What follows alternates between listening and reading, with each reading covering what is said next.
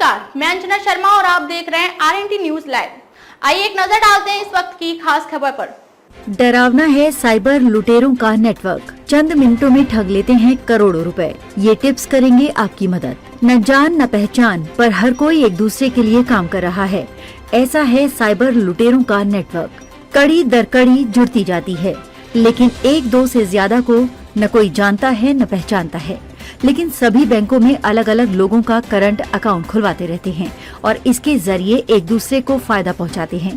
ये किसी को नहीं पता होता कि इस नेटवर्क की शुरुआत कहां से हुई और ये कहां पर खत्म होता है। सबको खाता खुलवाने पर एक निश्चित रकम जरूर मिल जाती है। ऐसे झांसे में लेते हैं साइबर अपराधी। साइबर लुटेरों का रैकेट नेटवर्क मार्केटिंग कंपनी की तर्ज पर काम करता है, लेकिन फर्क इतना है कि इसका कोई हिसाब किताब नहीं होता। मेहनत कम और ज्यादा मुनाफे के चक्कर में सामान्य लोग भी झांसे में आ जाते हैं और साइबर लुटेरों के स्लीपर सेल की तरह काम करने लगते हैं। इसमें बैंक में करंट अकाउंट खुलवाने पर पैसे निर्धारित रहते हैं। एक खाते पर 5,000 रुपए तक दिए जाते हैं। जैसे जैसे खातों की संख्या बढ़ती है, पैसे भी उसी हिसाब से बढ़ते जाते हैं। इससे ऊपर बैठे व्यक्ति को इसकी कीमत और भी ज्यादा मिलती है। ऐसे ही ये आसानी से पैसा बनाने का क्रम एक से दूसरे तीसरे तक शहर दर शहर बढ़ता रहता है।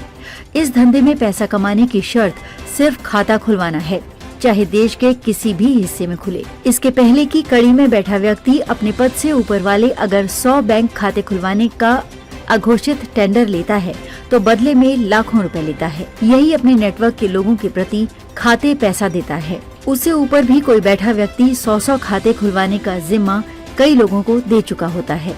ऐसे ये क्रम ऊपर से नीचे की कड़ी में अलग अलग शहरों में चलता रहता है। गरीबों को लेते हैं झांसे में।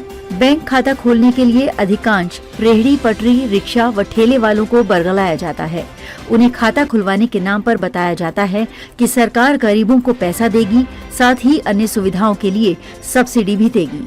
वो इसी खाते में आएंगी।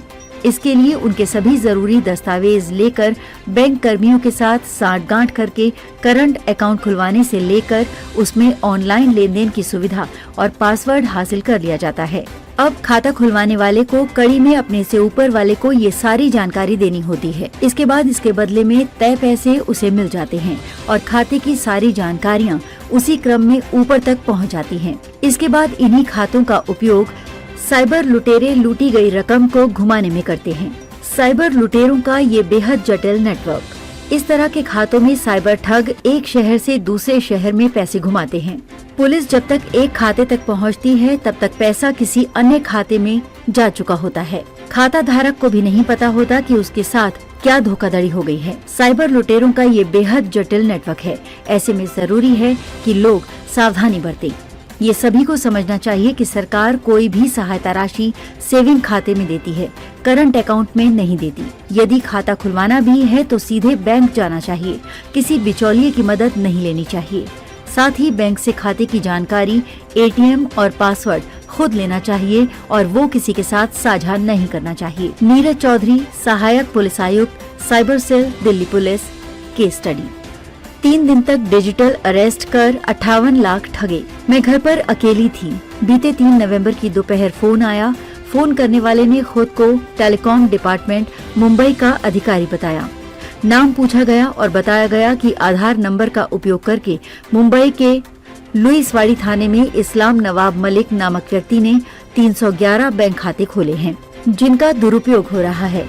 इसके बाद फोन को मुंबई क्राइम ब्रांच के अधिकारी से जोड़ दिया गया। उसने अपना नाम सब इंस्पेक्टर विक्रम सिंह बताया। इसके बाद आधार कार्ड, परिवार के कितने लोग हैं सहित अन्य कई जानकारी पूछी। खबरों में अब तक के लिए बस इतना ही। फिर होगी आपसे मुलाकात कुछ ऐसे ही खास खबरों के साथ। तब तक के लिए नमस्कार और देखते रहिए आरएनटी न्यूज लाइव।